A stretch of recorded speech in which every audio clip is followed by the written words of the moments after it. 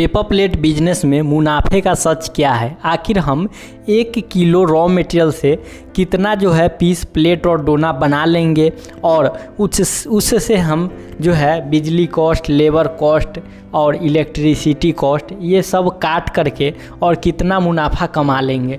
Paper plate business के लिए कौन सा मशीन लेना सही रहेगा, 1 घंटे में कितना प्रोडक्शन देगा, 1 किलो में कितना रुपया बचेगा और 1 महीने में कितना तक हम कमा सकते हैं एक मशीन को लगा करके, और हमें इन्वेस्टमेंट कितना करना पड़ेगा।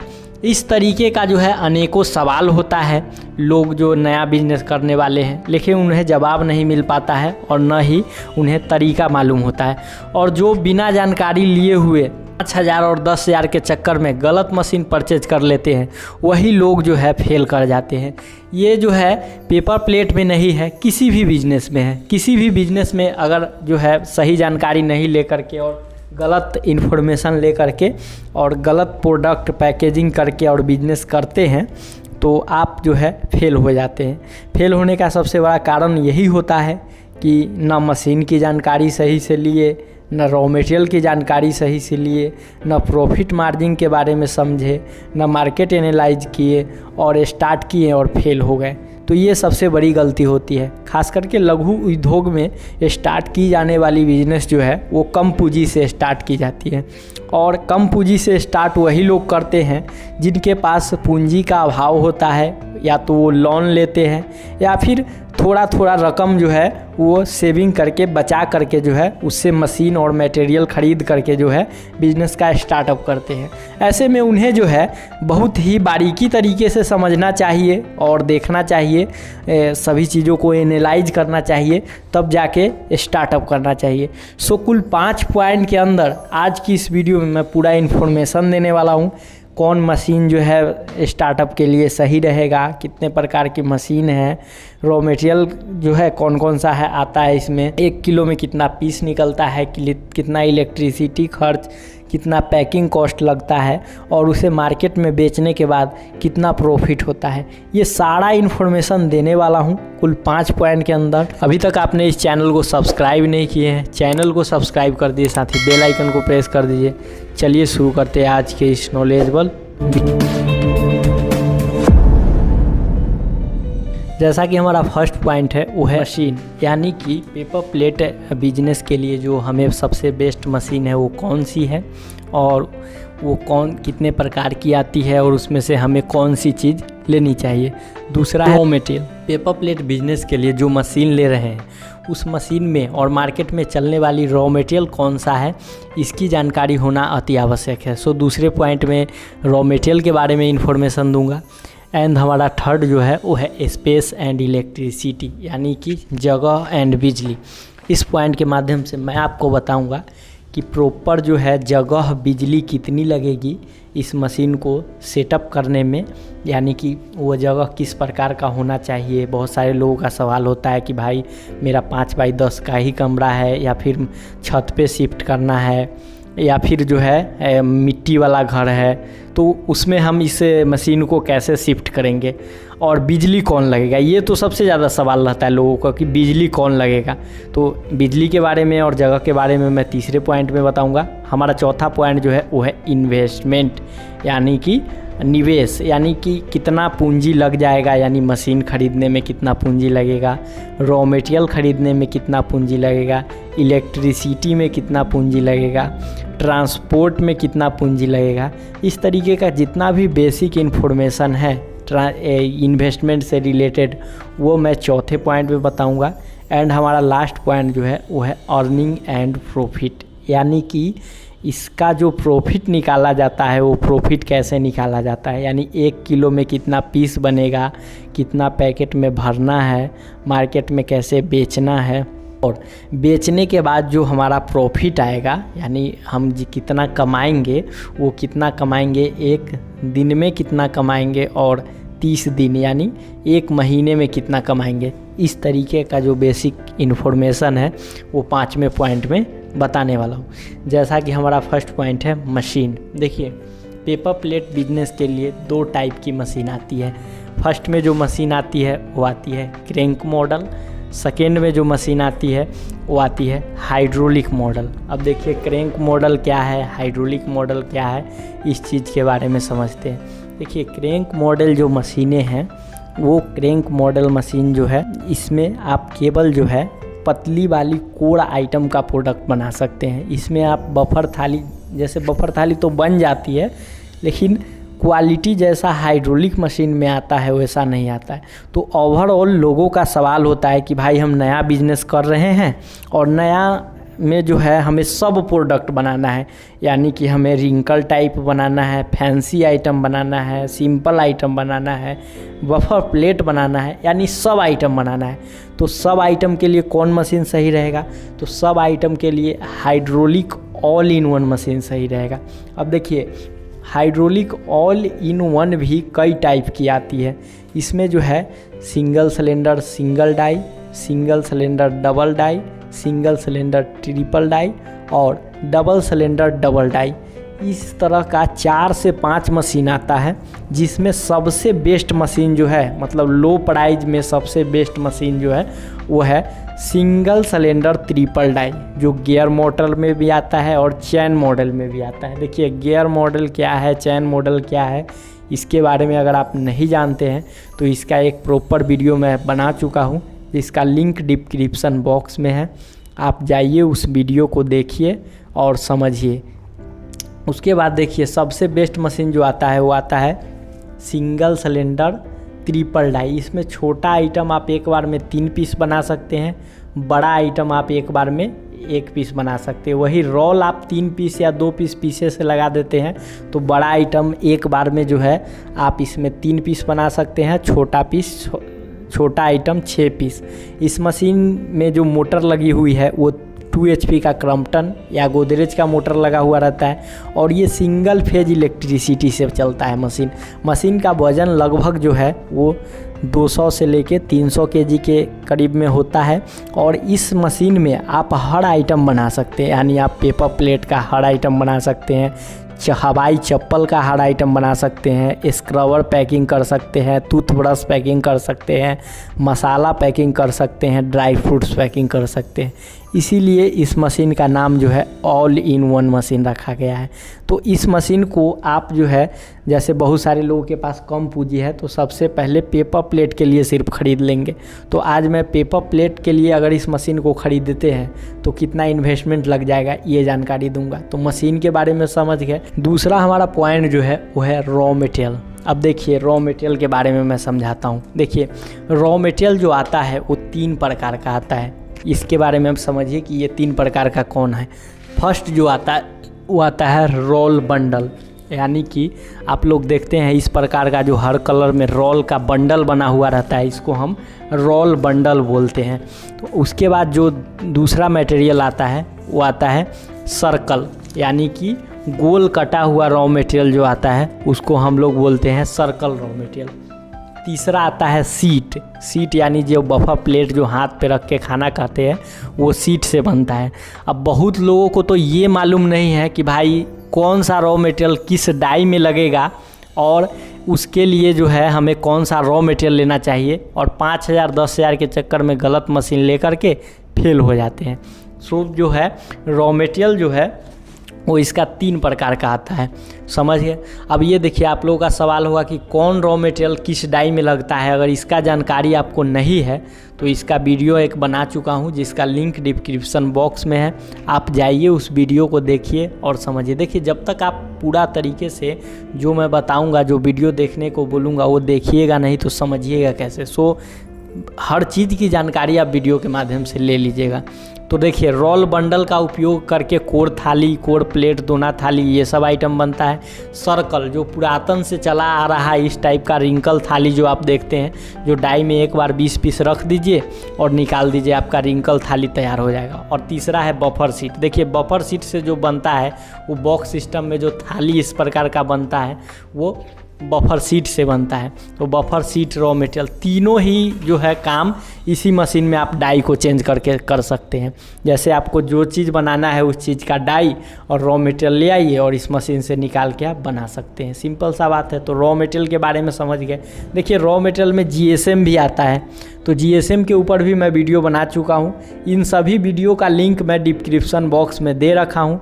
सो आप जाके सभी वीडियो को देखिएगा, क्योंकि मैं वीडियो बना चुका हूँ। अब एक ही वीडियो में मैं सभी चीज़ों को बताने लगूँ तो वीडियो बहुत लंबा हो जाएगा। इसीलिए आप जो है जो चीज़ समझना है वो जाके उस वीडियो में देख लीजिएगा। तीसरा जो है वो है स्पेस एंड इलेक्ट्रिसिटी, यानी कि जगह और बिजली। अब इसके बारे में समझिए। देखिए, all in one machine triple die के लिए कम से कम 5x10 का जगह चाहिए। अगर इससे कम जगह है तो नहीं होगा। 5x10 का जगह चाहिए, और जाहिर सी बात है 5x10 का जगह अब हर जगह अवेलेबल रहता है, बरामदे पर अवेलेबल रहता है, नहीं तो आप छत पे भी लगा सकते हैं। अब छत पे कैसे लगेगा, तो देखिए बिहार के मुजफ्फरपुर ज़िले में कृष्णा इंटरप्राइजेज ये 4 से 5 प्रकार का मशीन निर्माण करती है। वहाँ अगर आप जाते हैं और बताते हैं कि भाई हमें ये मशीन तो लगानी है लेकिन जगह हमारे पास नहीं है, इसको हमें छत पर शिफ्ट करना है, तो वहाँ से आपको टेक्नीशियन और मशीन का पार्ट्स भेज दिया जाएगा और इस मशीन को छत पे ही असेंबल कर दिया जाएगा। ऐसा सुविधा कृष्णा इंटरप्राइजेज में है, क्योंकि कृष्णा इंटरप्राइजेज जो है मशीन, रॉ मटेरियल, डाई, इन सभी चीज़ों का निर्माण करती है। और अगर आप कहीं से मशीन ले भी आए हैं तो रॉ मटेरियल और टेक्नीशियन आपको वहाँ से प्रोवाइड हो जाएगा। तो इसके बारे में समझ गए। अब जगह 10x10 का अगर है तो काफ़ी अच्छा है, चाहे वो प्लास्टर वाला जगह हो, टाइल्स वाला जगह हो या मिट्टी वाला जगह हो, किसी भी जगह आप इसको शिफ्ट कर सकते हैं, रख सकते हैं। उसके लिए कोई भी दिक्कतों का आपको सामना नहीं करना पड़ेगा। तो जगह के बारे में समझ गए। अभी इलेक्ट्रिसिटी समझिए। देखिए, इस मशीन में मैं पहले ही बता चुका हूँ कि 2 HP का जो है सिंगल फेज मोटर है, जिसके लिए जो है सिंगल फेज इलेक्ट्रिसिटी चाहिए। इसके लिए कोई 3 फेज का जो है झंझट नहीं है। सिंगल फेज जैसा घरेलू में बिजली है वैसा चाहिए। लेकिन देखिए, घर में जो हम लोग टीवी, फ्रिज, पंखा यूज करते हैं वो डोमेस्टिक होता है, यानी घरेलू बिजली होता है। लेकिन ये हम एक बिजनेस पर्पज़ से कर रहे हैं, तो गवर्नमेंट का कहना होता है कि वो ऐसा व्यवसाय जिसे आप जो है बिजनेस के तौर पे स्टार्ट कर रहे हैं, उसके लिए जो इलेक्ट्रिसिटी लगेगी वो लगेगी कमर्शियल। सो आपको कमर्शियल कनेक्शन जो है वो कराना होगा। चौथा हमारा पॉइंट है वो है इन्वेस्टमेंट का। अब देखिए, इसमें कुल इन्वेस्टमेंट कितना लग रहा है वो समझिए। तो पहले हम खरीद क्या रहे हैं, तो हम एक मशीन खरीद रहे हैं, डाई खरीद रहे हैं, क्योंकि मशीन के साथ एक ही डाई मिलता है, 1 से 2 डाई मिलता है, बाकी बात जो डाई है वो अलग से परचेज़ करना पड़ता है। तो मशीन खरीद रहे हैं, डाई खरीद रहे हैं, रॉ मटेरियल खरीद रहे हैं, ट्रांसपोर्ट है, और हाइड्रोलिक के टंकी में जो है ऑयल रखा जाता है, ऑयल खरीद रहे हैं। तो इन सभी में कितना पैसा लग रहा है, तो देखिए, जो सिंगल सिलेंडर ट्रिपल डाई हम बताए हैं वो चैन मॉडल का कीमत 90 से 95 हज़ार है। हम 90 हज़ार मान लेते हैं बेस्ट मशीन का। क्रम्पटन मोटर में डाई जो है एक मिलेगा, और अलग अलग प्रकार का अगर डाई लेते हैं तो 10,000 रुपया लगेगा। 10,000 से ऊपर भी लग सकता है, कम लग सकता है, क्योंकि डाई खरीदने के ऊपर आपके ऊपर निर्भर है आप कितना पीस डाई ले रहे हैं। कोई है कि 1-2 पीस ही डाई लेकर स्टार्ट करते हैं, कोई है कि 10 पीस डाई लेकर के स्टार्ट करते हैं। सो 10,000 मैं डाई में मानता हूँ। रॉ मटेरियल 20,000 का मिनिमम, कम से कम मानता हूँ, इससे कम का नहीं लीजिएगा। 20,000 का raw material, transport and tax का 10,000 रुपया और ऑयल का 3500 रुपया। टोटल इन्वेस्टमेंट मैं जोड़ रहा हूँ तो 1,33,500, यानी आप 1,40,000 लेकर के चलिए। इसे स्टार्ट करने में जो है टोटल इन्वेस्टमेंट आपका 1,40,000 रुपया जो है लग जाएगा, इसे पूरी रूप से चालू करने में। तो इन्वेस्टमेंट के सब बारे में समझ गए। अब हमारा लास्ट पॉइंट जो है वो है प्रॉफिट कैसे निकाला जाता है इस चीज़ के बारे में। तो आइए मैं बताता हूँ। देखिए प्रॉफिट के लिए जो है मैं 6 इंच डोना लेकर के चलता हूँ, वो भी 75 GSM। अब देखिए 75 GSM और 100 GSM कहने का क्या मतलब हुआ, तो देखिए पेपर में GSM आता है, 75 GSM, 80 GSM, 100 GSM, 120 GSM, 140 GSM। 75 GSM जो है ये सबसे पतला पेपर है और बढ़ते क्रम में चला जाता है। 80 GSM उससे मोटा हो गया, 100 GSM उससे भी मोटा हो गया। तो जाहिर सी बात है मोटा पेपर आप परचेज कीजिएगा तो पीस ज़्यादा निकलेगा या कम निकलेगा, इसका जवाब दीजिए। तो आपका जवाब आएगा कि जाहिर सी बात है भाई, मोटा पेपर में तो पीस कम निकलेगा और पतला पेपर में ज़्यादा निकलेगा। अब मार्केट में चल रहा है पतला पेपर और लोगों को बताया जाता है 5 रुपये 10 रुपये किलो कम रॉ मटेरियल का दाम। लोग सोचते हैं कि वो मशीन वाला तो हमको ज़्यादा बता रहा है, लूट रहा है, हम वहाँ जाएंगे और वहाँ जाते हैं हम मोटा पेपर ख़रीद लेते हैं। पीस निकलना चाहिए 400 पीस, निकलता है 200 पीस। बाद में मेरे यूट्यूब वीडियो के नीचे कमेंट करने आएंगे कि तुम तो जोड़ के बता रहे हो 400 पीस और हमारा मशीन 200 पीसे निकाल रहा है। तो यही होता है कि आपको तो जानकारी है नहीं, गलत रॉ मटेरियल परचेज कर लिए हैं पॉलिस्टर वाला, तो भाई पीस कम निकलेगा ही, तो जेब से पैसा लगेगा ही, तो मशीन बंद करिएगा ही। तो यही होता है। सो प्रॉफिट मार्जिन में जो है बहुत तरीक़ों से काम करना पड़ता है। सो देखिए 400 पीस 75 GSM, ये 450 निकलता है, हम 50 पीस कम ही लेकर के चलते हैं। 400 पीस अगर 5.5 इंची का डोना अगर हम बना रहे हैं, तो अगर हमें 400 पीस प्राप्त हो रहा है तो 1 किलो में 400 पीस, तो सबसे पहले 1 किलो पर हम खर्च जोड़ लेते हैं कि खर्च कितना पड़ेगा। अभी के हिसाब से अभी जून चल रहा है, जून में अभी पेपर का दाम है 52 रुपये किलो। अब ये हो सकता है 2 रुपये बढ़ जाए, 2 रुपया घट जाए, हमेशा ऊपर नीचे होते रहता है। जो अभी का रेट है हम लेके चलते हैं, आप फॉर्मूला के तौर पे समझिएगा। देखिए 52 रुपये पर की जो पेपर है, 1 किलो पेपर में जो है 1 किलो पेपर का दाम हो गया 52 रुपया। अब 1 किलो पेपर जब मशीन पर चढ़ेगा तो इलेक्ट्रिसिटी लगेगा, इलेक्ट्रिसिटी हम 4 रुपया पकड़ लेते हैं। उसके बाद पैकिंग कॉस्ट हम 1 किलो पर 6 रुपया पकड़ लेते हैं, क्योंकि पैकिंग के लिए पन्नी भी लगता है। ट्रांसपोर्ट यानी ले जाने का भाड़ा हम 2 रुपया पकड़ लेते हैं। अब देखिए ले जाने का भाड़ा हम 2 रुपया पकड़े हैं, यहाँ 3 रुपया भी लग सकता है, 5 रुपया भी लग सकता है। लेकिन देखिए अभी कृष्णा इंटरप्राइजेज के माध्यम से पेपर प्लेट रॉ मटेरियल जो है उनके ज़िला में ही प्रोवाइड कर दिया जाता है, जिससे उनको ट्रांसपोर्ट कम लगता है। सो मैं 2 ही रुपया ट्रांसपोर्ट जोड़ा हूँ। टोटल जो हमारा खर्च आ रहा है वो 64 रुपया आ रहा है। 64 रुपया में हम तैयार कितना किए, 400 पीस। अब 400 पीस का अब हमें क्या करना है, पैकेट बना के मार्केट में बेचना है। अब 400 को हम 15 पीस का पैकिंग बनाए। देखिए हो सकता है 25 का भी बन सकता है, 50 का भी बन सकता है, 100 का भी बन सकता है। तो हर जगह का अलग अलग है भाई। हम 400 पीस का 15 पीस का पैकिंग मांग के चल रहे हैं। अब 15 पीस का जो है पैकिंग है 400 पीस का, तो जो हमारा पैकेट तैयार होगा वो तैयार होगा 26 पैकेट। अब इसको हम सेल कर रहे हैं तो हमारा आ रहा है 93 रुपया। अब 93 रुपया में सेल हुआ, खर्चा गिरा 64 रुपया, तो बचा कितना, 29 रुपया। अब 29 रुपया हमारा बच रहा है। अगर एक दिन का मतलब हम 8 घंटा मशीन चलाएंगे तो 6 घंटा चलाएंगे, तो ज़रूर है कि खाली डोना भी बनाएंगे ना तो 50 किलो से 1 कुंटल से कम नहीं बनेगा। 50 किलो का मान के चलते हैं, अगर डोना बनाए और उसको बेचे तो 29 रुपये किलो के हिसाब से 1400 रुपया का बचत हो रहा है। बिजली कॉस्ट, ये सब कॉस्ट, लेबर कॉस्ट इसलिए ऐड नहीं किया हूँ क्योंकि ये बिज़नेस जो है अधिकतर घर से शुरुआत किया जाता है, घर से लोग स्टार्ट करते हैं, इसीलिए मैं लेबर कॉस्ट इसमें ऐड नहीं किया हूँ। आप कर सकते हैं। तो देख लीजिए 50 किलो अगर प्रोडक्ट बेचते हैं तो 1466 रुपया का बचत हो रहा है। इसमें 466 रुपया और कम कर दीजिए, 1000 रुपया।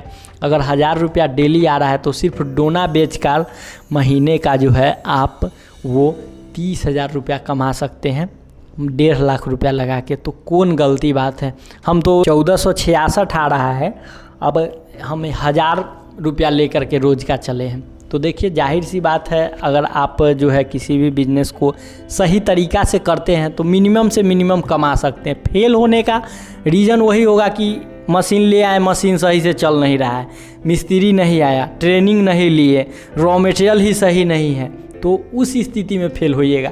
सही प्रोडक्ट रहेगा, कोई भी मैन्युफैक्चरिंग बिजनेस रहेगा, आप उसमें सही जो है सही से वर्क कीजिएगा तो मुनाफा होगा ही।